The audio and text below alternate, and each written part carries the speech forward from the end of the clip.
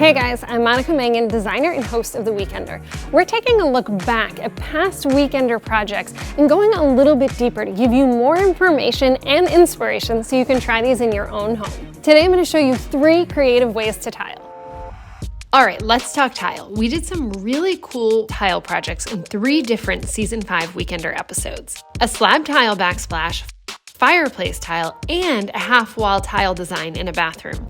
Tile is a great way to add character and style to any space.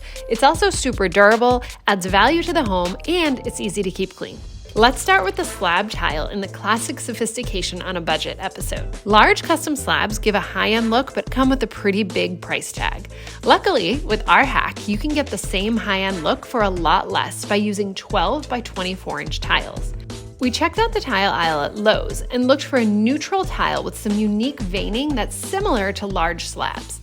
Holding up a few pieces next to each other is really helpful to see what the overall look will be.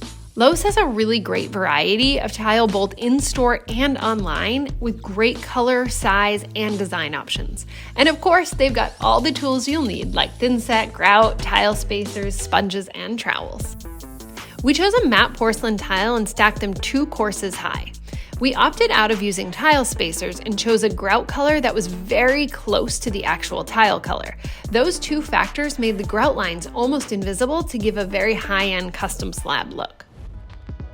The homeowner's desire for a boho style in the modern rustic cottage episode allowed us to lean into a funky design and color while choosing the tile for their fireplace. They're a super fun, vibrant young couple. We're cool. We're pretty cool. And we wanted a statement piece that gave off that same vibe. The fireplace was a perfect way to let loose. The original bookcase around the fireplace was completely hiding it, and the pinkish red tile totally didn't work in the room, so both had to go. After a little demo, it was a clean slate for creating a new focal point in the room. I chose this blue and gray geometric tile that we could be a bit playful with. The matte finish gives a lot of character and kept us in line with the old world charm of the room. When working with tile that has a customizable design, it's important to get a bunch of pieces laid out so you can play with the pattern and have a plan in place before adhering it to the thinset.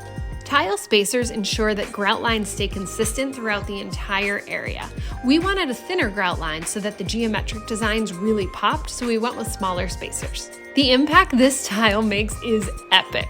The modern design and matte finish look awesome, and I think our homeowners agree. I love it. I don't even recognize it. This is insane.